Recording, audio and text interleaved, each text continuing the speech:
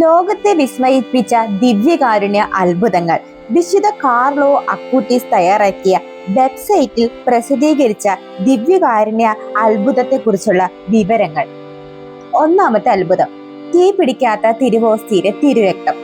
1383 ഓഗസ്റ്റിൽ ഡിൻസ്നാക് ഗ്രാമം count Hendrick von ബുലോവിൻ കൊള്ളയടച്ച് തീയിട്ടു.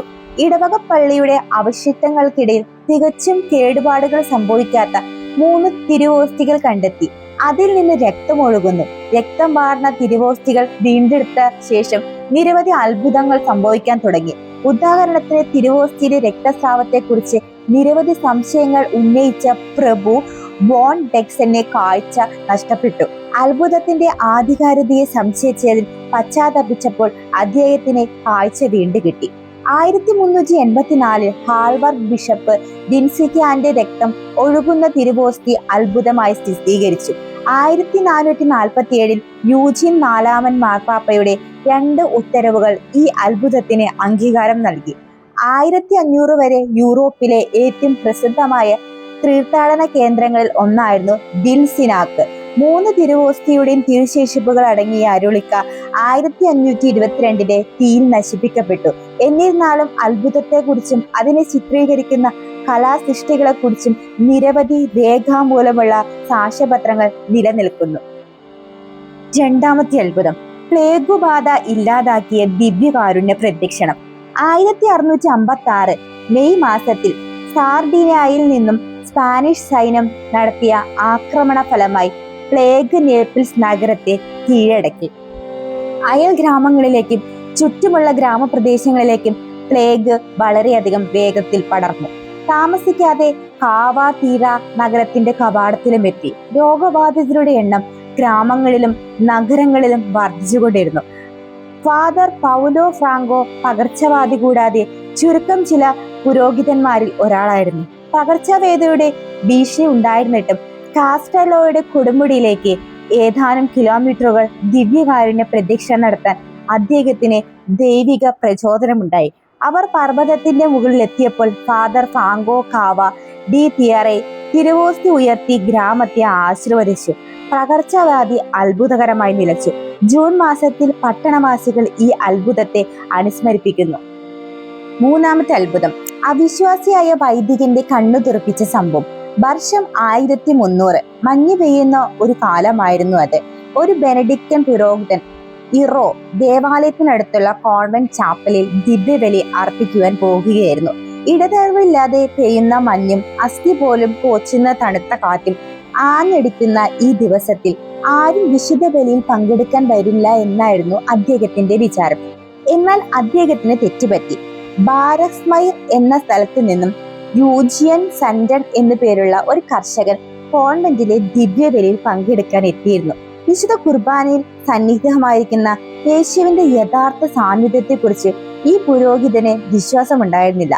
വളരെയധികം ത്യാഗം സഹിച്ച് ദിവ്യബലിയിൽ പങ്കെടുക്കാമെന്ന ഈ കർഷകനോട് വൈദികന് പുച്ഛം തോന്നി. ഈ അവസ്ഥയിൽ നിന്നും വിശുദ്ധ കുർബാന അർപ്പിക്കുമ്പോൾ പൂജാശ വചനങ്ങൾ ചൊല്ലിയ ഉടൻ തന്നെ തിരുവോസ്തി മാംസകഷ്ണമായി മാറി, വീഞ്ഞിൻ രക്തവുമായി മാറി. രക്തം കാസയിൽ നിന്ന് നിറഞ്ഞു കവിഞ്ഞു പുറത്തോട്ട് വന്നു തിരുശീലിലേക്ക് ഒഴുകിയിറങ്ങി. ആ നിമിഷം തന്നെ അൾത്താരയ്ക്ക് സമീപം സ്ഥാപിച്ചിരുന്ന പരിശുദ്ധ മാതാവിന്റെ ശിരസും ആരാധപൂർവം നമിക്കപ്പെട്ടു. ദിവ്യകാരുണ്യ അത്ഭുതത്തിന്റെ മാതാവ് എന്നാണ് ജനങ്ങൾ ഇപ്പോൾ ദേവാലയത്തിലെ പരിശുദ്ധ മാതാവിനെ വിളിക്കുന്നത്. അവിശ്വാസിയായ പുരോഹിതന്റെ കണ്ണു തുറപ്പിക്കാൻ വേണ്ടി ദൈവമായ കർത്താവ് ആഗ്രഹിച്ചിരുന്നു. ദിവ്യകാരുണ്യത്തിലെ യേശുവിന്റെ സാന്നിധ്യത്തെ അവിശ്വസിച്ചതിനും കർഷകന്റെ ത്യാഗപൂർണമായ ബലിയർപ്പണത്തെ പുച്ഛിച്ചതിനും ഈ പുരോഹിതന് വലിയ വില കൊടുക്കേണ്ടി വന്നു.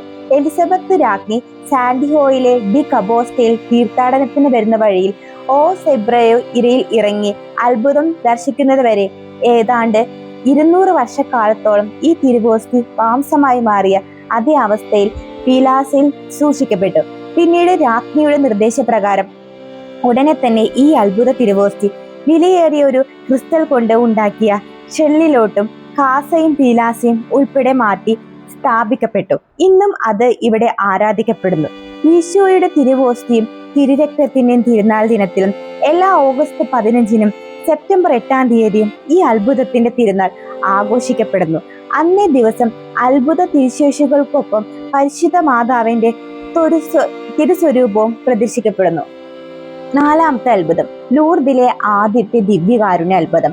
1888 ഓഗസ്റ്റ് 22 ആദ്യമായി ദിവ്യകാരുണ്യ പ്രദക്ഷിണവും അതോടനുബന്ധിച്ച് രോഗികൾക്ക് വേണ്ടിയുള്ള ദിവ്യകാരുണ്യ ആശീർവാദവും ലൂർദിൽ നടന്നു. ഈ ആശയം മുന്നോട്ട് വെച്ചത് അവിടുത്തെ ഒരു പുരോഹിതനായിരുന്നു. അന്നു മുതൽ ഈ പുണ്യ ചടങ്ങിന് ആസൂത്രണം തുടർന്നുകൊണ്ടിരിക്കുന്നു. അന്നേ ദിവസം പരിശുദ്ധ അമ്മയുടെ പ്രത്യക്ഷീകരണ ഗ്രോത്തോയുടെ മുൻപിൽ വെച്ച് രോഗികളുടെ ദിവ്യകാരുണ്യ ആശീർവാദം നടന്നുകൊണ്ടിരിക്കുന്ന വേളയിൽ വർഷങ്ങളായി അച്ചാട്ടിക എന്ന മാറാരോഗം ബാധിച്ചിരുന്ന പിയോട്രോ എന്ന വ്യക്തി ദിവ്യകാരുണ്യ പ്രദക്ഷിണം കടന്നുപോയപ്പോൾ തൽക്ഷണം സൗഖ്യം പ്രാപിച്ചു. ഇതായിരുന്നു ലൂർദിൽ നടന്ന ആദ്യത്തെ ദിവ്യകാരുണ്യ അത്ഭുതം. അന്ന് ആരംഭിച്ച രോഗികൾക്കായുള്ള ദിവ്യകാരുണ്യ പ്രദക്ഷിണം ഇന്നും തുടർന്നു. 5-ാമത്തെ അത്ഭുതം, ദിവ്യകാരുണ്യത്തിൽ കത്തിയിറക്കിയ കള്ളന്മാർ. 14-ാം നൂറ്റാണ്ടിൽ ബെൽജിയത്തിൽ ഒരു കച്ചവടക്കാരൻ കത്തോലിക്ക വിശ്വാസത്തോട് കടുത്ത വിദ്വേഷം പുലർത്തിയിരുന്നു. പലപ്പോഴായി ആ നാട്ടിലെ വിശ്വാസികളെ വേദനിപ്പിക്കുന്നതിനായി പല പരിപാടികളും ആസൂത്രണം ചെയ്തിരുന്നു. ഒരിക്കൽ ഇടവക ദേവാലയത്തിൽ നിന്ന് പൂജ്യമായ ദിവ്യകാരുണ്യം മോഷ്ടിക്കാൻ അദ്ദേഹം പദ്ധതിയിട്ടു. അതനുസരിച്ച് ഒരു രാത്രി കച്ചവടക്കാരൻ മോഷ്ടിക്കാൻ നിയോഗിച്ച കള്ളൻ ദേവാലയത്തിൽ നിന്ന് 16 അപ്പം മോഷ്ടിച്ച് അയാളെ ഏൽപ്പിച്ചു. ആ കച്ചവടക്കാരൻ അത് തന്റെ വീട്ടിൽ സൂക്ഷിച്ചു. 1370 ദുഃഖ വെള്ളിയാഴ്ച ഈ കച്ചവടക്കാരൻ തന്റെ കൂട്ടുകാർക്ക് മുന്നിൽ കാഴ്ചയപ്പങ്ങളുമായി എത്തി. അവർ എല്ലാവരും കത്തിയെടുത്ത് ദിവ്യകാരുണ്യത്തിലേക്ക് കുത്തിയിറക്കി. മുറിയപ്പെട്ട തിരുവോസ്തികൾ ഓരോന്നിൽ നിന്നായി രക്തമൊഴുകി. അത് കൺമുൻപിൽ കണ്ട് ഭയത്തോടെ നിലത്ത് വീണ് നുറുങ്ങിയ ദിവ്യകാര്യത്തിൽ നിന്നുള്ള രക്തപ്രവാഹം നിൽക്കുന്നില്ലെന്ന് കണ്ട അവർ സംഭവിച്ച കാര്യങ്ങളെല്ലാം പുരോഹിതരെയും അധികാരികളെയും അറിയിച്ചു. തുടർന്ന് രക്തമണിഞ്ഞ തിരുവോസ്തികൾ വിശുദ്ധ മിഖായിൽ മാലാഖയുടെ നാമത്തിലുള്ള കത്തീഡ്രലിൽ 2-ാം ലോകയുദ്ധ കാലം വരെ സൂക്ഷിച്ചു. ഇത് ദിവ്യകാരുണ്യത്തിൽ അടങ്ങിയിരിക്കുന്ന യേശുവിന്റെ രക്തവും ദുഃഖ വെള്ളിയാഴ്ച അവിടുത്തെ വിലാപുറത്ത് കുന്തം കൊണ്ട് കുത്തിയ അവിടെ നിന്ന് വന്ന രക്തവും വെള്ളവും ഒഴുകിയ സംഭവത്തിന്റെ ഓർമ്മയുമാണ്. 6-ാമത്തെ അത്ഭുതം, കുരിശാകൃതിയിൽ തിളങ്ങി നിൽക്കുന്ന തിരുവോസ്തികൾ. വർഷം 1412 യൂറോപ്പിൽ ഉടനീളം ദേവാലയങ്ങളിൽ നിന്നും വിശുദ്ധ വസ്തുക്കൾ മോഷ്ടിച്ച് ഉപജീവനം നടത്തി ജീവിച്ചിരുന്ന ഒരാളായിരുന്നു യാൻ വാങ്. ഒരിക്കൽ അയാൾ തൊട്ടടുത്ത ഗ്രാമമായ പോട്ടറിംഗിയിലെ ദേവാലയത്തിൽ നിന്നും കാസയും ഗിലാസയും ഒപ്പം 5 തിരുവോസ്തിയും മോഷ്ടിച്ചു. ഹെറൈറ്റിലുള്ള ദി ഹെഡ്സ് എന്നറിയപ്പെടുന്ന സ്ഥലത്തെ താൻ താമസിച്ചിരുന്ന ഹോട്ടലിൽ തിരിച്ചെത്തവേ എന്തോ അദൃശ്യ ശക്തി തന്നെ പിന്തുടരുന്നത് പോലെ അയാൾക്ക് തോന്നി. മോഷണം നടത്തിയ വിശുദ്ധ വസ്തുക്കളെല്ലാം ഒരു മുയലിന്റെ മാളത്തിൽ ഒളിപ്പിച്ച് തിരിഞ്ഞ് ഹെൻഡ്രയിലെത്തി. മറ്റു മോഷണ വസ്തുക്കൾ ഉൾപ്പെടുന്ന ബാഗ് കൂടി പിടിക്കപ്പെട്ട യാൻ ഗിബൽട്ട് എന്ന ജഡ്ജി അയാൾക്ക് ശിക്ഷ വിധിച്ചു. മരണത്തിന് തൊട്ടു മുമ്പ് താൻ മോഷ്ടിച്ച വിശുദ്ധ വസ്തുക്കൾ ഒളിപ്പിച്ചത് എവിടെയാണെന്ന് കുറ്റസമ്മതം നടത്തി. തൽക്ഷണം കോടതി വധശിക്ഷ നിർത്തിവെക്കും കുറ്റസമ്മതത്തിന്റെ സാധുത പരിശോധിക്കാൻ ഉത്തരവിടുകയും ചെയ്തു. ഒരു വലിയ ജനക്കൂട്ടത്തിന്റെ അകമ്പടിയോടെ കൂടെ അവിടെ എത്തിച്ചേർന്നവരെ ഞെട്ടിച്ചത് കുരിശാകൃതിയിൽ തിളങ്ങി നിൽക്കുന്ന വിശുദ്ധ വസ്തുക്കളാണ്. പ്രതികൂല കാലാവസ്ഥ ആയിരുന്നെങ്കിൽ പോലും അത്ഭുതകരമായി അവയെല്ലാം അതേ ആകൃതിയിൽ തുടർന്ന് പകുതി വിശുദ്ധ വസ്തുക്കൾ ഹെറാൻഡായിലും മറ്റു പകുതി പോർട്ടുഗലിലുമായി 16-ാം നൂറ്റാണ്ട് വരെ സൂക്ഷിച്ചു പോന്നു. വിശുദ്ധ വസ്തുക്കൾ കണ്ടെത്തിയ സ്ഥലത്ത് ഇതിന്റെ സ്മരണാർത്ഥം പിന്നീട് ഒരു ചാപ്പൽ പണിതു. 7-ാമത്തെ അത്ഭുതം, രക്താങ്കിതമായ തിരുവോസ്തി. ബ്രസീൽ 15 മൈൽ തെക്കുള്ള ബുവാൻഡു ഐസക് എന്ന കൊച്ചു ഗ്രാമത്തിലെ ജോൺ ഓഫ് ഹാൾഡൻ 1405 യേശുനാഥൻ പ്രത്യക്ഷനായി. 2 പ്രാവശ്യം ജോണിന് മുമ്പിൽ പ്രത്യക്ഷനായ മിശിഹ 3-ാം പ്രാവശ്യം ഇങ്ങനെ അരുൾ ചെയ്തു: ഐസക്കിലെ ചാപ്പലിലേക്ക് കടന്നു ചെല്ലുവിൻ, നീ എന്നെ അവിടെ കണ്ടെത്തും. അതേസമയം ഐസക്കായിലെ ചാപ്പലിൽ കുരിശിന്റെ വിശുദ്ധ ബലി അർപ്പിക്കാനായി ഇടവക പുരോഹിതൻ പീറ്റർ ഒരു ശബ്ദം നിർദ്ദേശിക്കുകയുണ്ടായി. ജോണിന് ലഭിച്ച ദർശനങ്ങളെ പറ്റിയൊന്നും അപ്പോൾ ആ പുരോഹിതന് അറിവുണ്ടായിരുന്നില്ല. തൊട്ടടുത്തുള്ള ദിവസം ചാപ്പലിലെ വിശുദ്ധ കുർബാനയിൽ പങ്കുചേരാൻ വിശ്വാസികളായാൽ എല്ലാവരെയും പാസ്റ്റർ വിളിച്ചു ചേർത്തു. അന്നത്തെ കുർബാനയ്ക്കിടയിൽ ദിവ്യകാരുണ്യം രക്താങ്കിതമായത് വൈദികനെ അത്ഭുതപ്പെടുത്തി. കുർബാനയിൽ പങ്കെടുത്തിരുന്ന ജോൺ പുരോഹിതനോട് ഭയപ്പെടേണ്ട കാര്യമില്ലെന്ന് അറിയിച്ചു. തുടർന്ന് ജോൺ തനിക്കുണ്ടായ ദർശനം വെളിപ്പെടുത്തുകയും ചെയ്തു.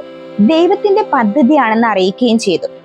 ഈശോയുടെ ദിവ്യ ശരീരം മുഴുവനായും രക്താങ്കിതമാകുന്നത് വരെ ഒരാഴ്ചയോളം രക്തം ഒഴുകിക്കൊണ്ടേയിരുന്നു. അത് പിന്നീട് രക്തം കട്ട പിടിച്ചു തുടങ്ങി. അവിടുത്തെ മെത്രാൻ അന്വേഷണം ആരംഭിച്ചു. അന്ന് കുർബാനയിൽ പങ്കെടുത്ത എല്ലാവരുടെയും സാക്ഷ്യം മെത്രാൻ കേട്ടു. 2 വർഷത്തേക്ക് ആ ദിവ്യകാരുണ്യം മെത്രാന്റെ കൈകളിലായിരുന്നു. 1410 ജൂൺ 6 40 ദിവസത്തേക്ക് ദിവ്യകാരുണ്യം ദർശിക്കാനുള്ള അനുകൂലം മെത്രാൻ ചാപ്പൽ സന്ദർശിക്കുന്നവർക്ക് നൽകി. 1413 മെയ് 3 രക്താങ്കിതമായ തിരുവോസ്തിയെ പൂജ്യമായി തിരുശേഷിപ്പായി ഉയർത്തുകയും അത്ഭുതമായി അംഗീകരിക്കുകയും പൊതുദർശനത്തിനായി വെക്കുകയും ചെയ്തു.